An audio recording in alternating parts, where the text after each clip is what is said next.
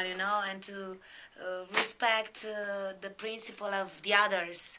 But we forget to live our lives and to let it go, to feel the freedom and to express it. And sometimes in Romania you can find people which are repressed by, what people are thinking about them. So this is not fair because you don't have to judge anyone and you don't have to place judgments on anyone.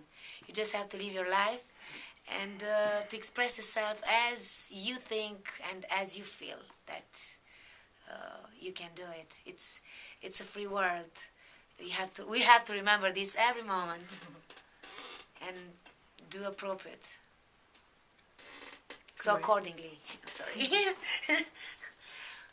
Thank you. He can talk better in Moldavian if you want some Speak in French too. stylish accent in Moldavian. I You, can speak tu in- parles français, mon amour? Oui, mademoiselle. Je suis très Combien? Combien, Combien combien de l'argent? français? Combien un peu?